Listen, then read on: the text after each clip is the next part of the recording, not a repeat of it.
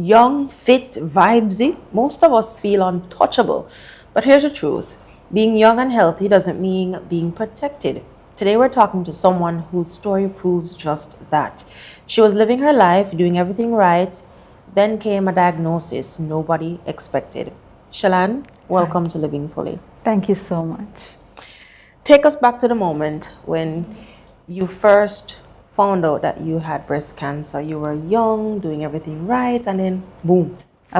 Okay, no problem. I was heavy in the gym. That's what I'll always remember. Like, I was eating properly. I was going gym like 4 days a week. I was a gym rat and just being very healthy. Found something in my breast, and my younger sister is a doctor, so I went to her first, and she's like, I don't know, go to the doctor, right? And then my friend, I was just like, oh, I'm gonna watch it, maybe it's my period, you know. So I was just like, let me watch it. A week passed and it was still there, and then there was this heavy feeling. So I said it to my other friend, Kim, and she said, Shannon, cut your foolishness, go to the doctor. So when I went to the doctor, he said, it feels like 5 or 6, but because of your family history, we're going to send you to do a mammogram. And so I went and did it, and they all know me because I've been regular with getting tested. And so when I went, the doctor, they couldn't find it on the mammogram, and I said, I know something is there. I'm not asking you if something is there, I'm asking you what it is. Yeah. And so they said, okay, they're going to do an ultrasound. And while they were doing it, they still couldn't find it. So I said, it's there. And they said, put your wand. They gave me the wand, and they said, put it exactly where you feel the lump. And as I put it there, I hear the click, click, click, click. And he's like, okay, well, that's not a cyst, but it's really small, and we'll tell you exactly what it is, like, you know. And from then, I knew in my heart that they had found breast cancer. And so. And how old were you at this point? How old was I? How old am I now? It was in 2020. That's what, 5 years ago? About 38 or so, or yeah, 37, 38. Well, first of all, my mom passed from breast cancer. Okay. So, and she passed at 35, right? So I was 38, right? And so when I got definitely shock and also fear, because you kind of just lose it. Everything goes in a whirlwind. I know people, you know, like when you watch a movie and like everything's happening and the person's kind of frozen and it feels like the room is growing, but they're just standing up there. That's literally how I felt. How did you navigate Well, how did I navigate what? hearing that, Well- and then knowing that you are a healthy person because you go into the gym, assuming that you were also... I mean, the only thing I had was like I was anemic. That's the only thing I knew. You know, like I needed to eat more stuff. But the first person I called was my stepmom. I couldn't, you know, and parents don't answer the phone. So then I had to call my sister. I was like, are you home? And she's like, yes, what's wrong? And I was like, nothing, because I wasn't crying as yet. This was after I got the diagnosis, and I was like, can I just speak to mom? And she came on the phone, and I said, Mommy, and she said, what is wrong? And then I started crying. I said, you know, I just went for the results from the doctor, which I've known him since prep school. So when he said, can you come in for the results? I was like, serious. Yeah. geez, you know, I was like, Yeah. okay, here we go. So when I went in, he was like, you know, it's pretty small, but you're gonna have to go and see what type it is now. So you need to do a fine needle biopsy. No, we did a fine needle biopsy, but there were other tests that I would have to do going forward. And so I just started crying on the phone, and I remember saying to her, can you tell Daddy? I can't tell him. I can't do it. Can you do it for me? And she said, okay. And then I know I got home, I drove home, a little shell shocked. And then I just kind of sat down, and I think I called like 2 of my, like those who knew I was having the scare, I called them and I let them know. So What were some of the earlier challenges? Financial, mental, medical? So I will always say health insurance saved my life. And my little sister saved my life because I did not have a health insurance policy for a very, very, very long time. And I remember she came to me and she's like, her company they're doing health insurance and Like a family.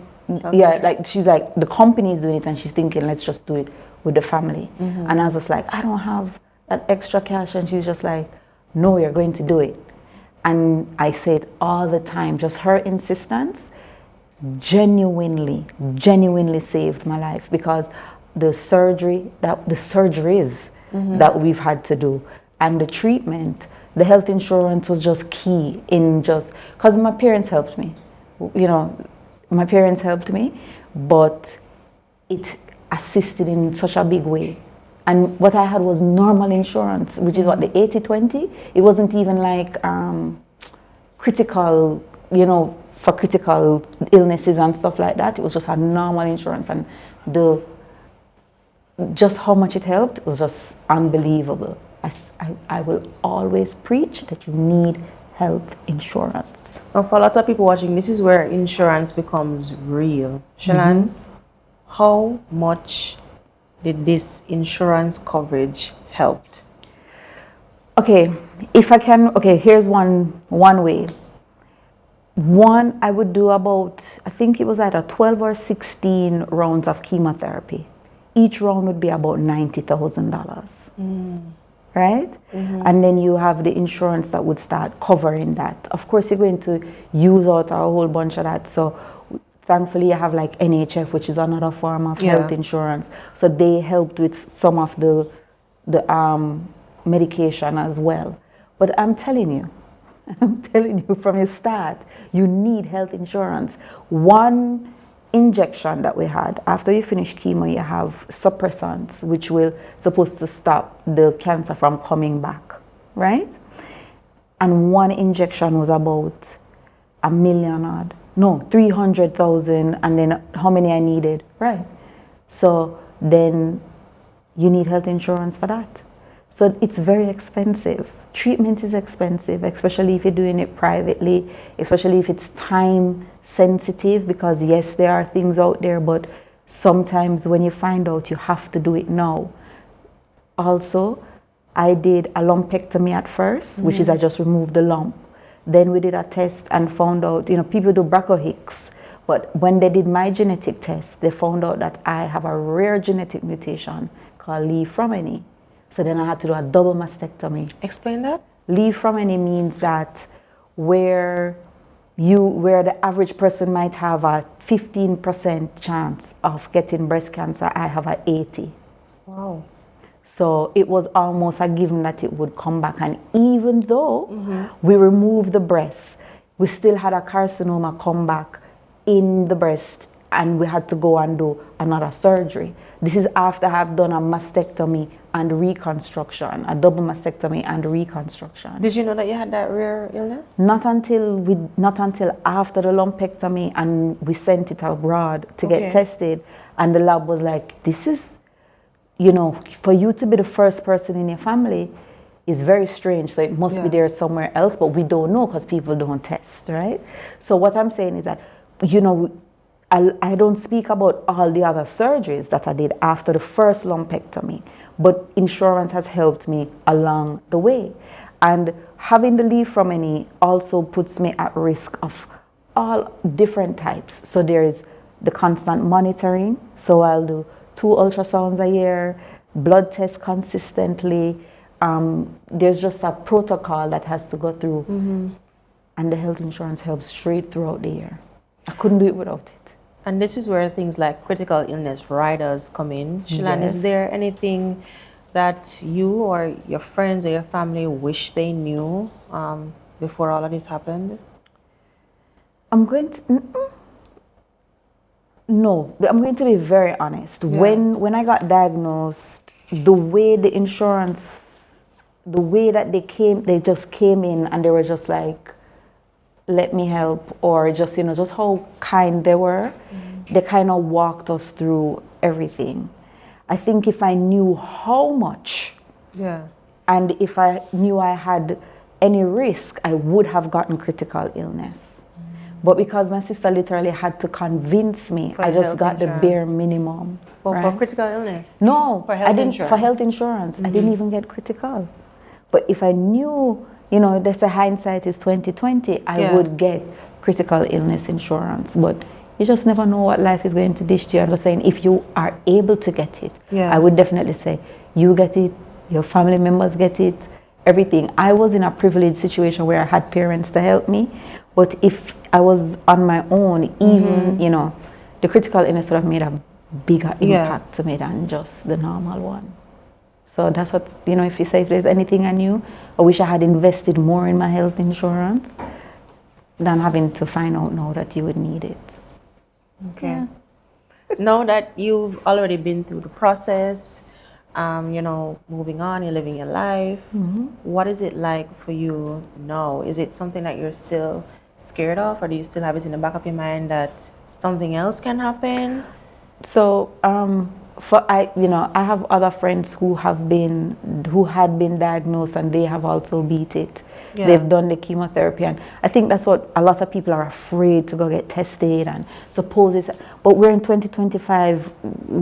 The treatment my mother got compared to what chalk to cheese, things, you know, technology and medicine has grown so much, right? So for anybody out there who is afraid, I would say just don't be, you know, because just don't. But for me, there's always, you know, and if you speak to any honest breast cancer survivor or a survivor of this thing, you wake up in the morning and the first thing you do is you push it to the back of your mind, because it's always there. You always think, and it affects you in different ways. When I first stopped chemo, when I completed my treatment and radiation, eating, my relationship with food completely changed, because I'm a foodie. My friends and I will go out and we eat everything, right? So now I have to be thinking, you know, you start looking at food as the enemy, and I had to mentally work my way through that, because it's not necessarily the case, you know. And I used to say, oh, everything that's delicious is not good for me, which might be true, you know. But you just have to. You find yourself counting calories? No, I don't. No, watching everything like that. No, not counting calories. It's like, oh, this is too much sugar, or this is, you know. Then I had to, you know, I read up. Oh, is dairy bad for me? Is this bad for me? And you know, so I started getting a little bit too strict with my diet. And my doctor was like, what's the point of us working for you to live if you're not going to enjoy food? Yeah. So, you know, she's just like, stop. So I was like, okay, so everything in moderation is my mantra. Everything, I don't overdo it. I don't, you know, kill up. The only thing I just absolutely don't touch is alcohol. That's the only one that I just don't. You know, I'll have a little bacon every now and then, and I'm not supposed to, but I do. So it's like a treat. But I will say that I do. My situation is different with than my friends. That's why I brought up my friends. My situation is with the leave from any. I have to be consistently vigilant, right? So if there is a mole that we didn't see before, we have to cut it off. If there is something growing, because things on your body don't just grow. If there's something, they have to cut it off and test it. So I am consistently, and like I said, I felt another lump on the side of my breast that we removed the lump from, but everybody's like, it can't be, because we've removed all the, I don't know if I can, we removed all the breast meat. So how can it be cancer? It was in the skin. And so it was like, it found little thing and it was growing rapidly. And that's how I said it to my doctor. And I remember I went to a doctor, and the doctor said, well, they have removed everything, so let's watch it for a month and see if it grows. And I went home and I lay down on the bed and I said, and I went back and I said, I don't have the personality to sit down with a lump on my breast for a month and watch anything. I'm not even gonna fool you. Like, my anxiety will not allow that. Let's go ahead and when they did, it turned out to be a carcinoma. So I definitely have to be more vigilant than everybody else right now. Something as simple as, no, not simple, like I have endometriosis. Oh, wow. And it's bad. And the doctor is just, the reason they want to go and do another surgery now is because they said, well, this constant inflammation can turn into endometrial cancer. And because you are predisposed with the leaf from any syndrome, we're gonna have to remove everything. And so that's another surgery I have to look forward to. So it is a constant. How do you going keep on. going? How do you keep motivated? Why not? From you have life. Yeah. You just have to keep pushing. You know, if people always say, "Oh, you're so strong," but it's like, what's the other alternative? Like, I'm just not going to give up my 3 points. I'm not ready, you know, and I don't have that kind of personality, so I just keep pushing through. I remember the nurses used to be like, "You're insane." When I used to get treatment, they used to laugh all the time and stuff. And you just have to stay. I will never forget. Dr. Roy said, fighting this disease is 90% mental. I can do everything for your body and remove it. But if mentally you give in, then you can't win. And so from he told me that, I've just always been gung-ho. And I have a friend, and she wrote in a card, she said, "I love you enough that everything will be okay." And just from that, and just the support of my family and my friends and everybody. There are days when it's rough, where you're just like, "Lord, I don't want to do another surgery. I don't want to do this." And, you know, but they keep me up all the time. All right, Chellan. We're going to end on a lighter note. Yes, We're going to ma'am. play a game. Okay. It's called Safe or Sorry. Okay. All right, and you let me know how you feel about it. Okay.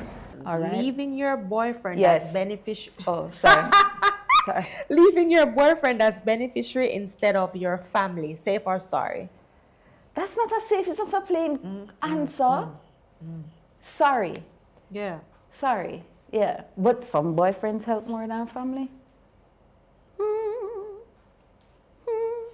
Waiting till you're sick to apply for insurance. That's sorry. Yeah. Yeah. You need to do it now when you're healthy, because you want to get approved, so don't. Yeah. Right. So just go when you're healthy. Don't wait, Yeah. you know. Prevention is better than Cure. Definitely. All right, Chellan, thank you so much for That's joining it, only us. 2 questions. I thought you had more. Okay, no problem. Thank you also for your honesty No problem. and your courage for sharing as well. Yes, ma'am. You're truly an inspiration. Thank you. And to you watching, this is why insurance isn't just for old people. I'm your host, Cody Ann Barrett, and this is Living Fully, presented by FFK, solving tomorrow's problems today. See you next time.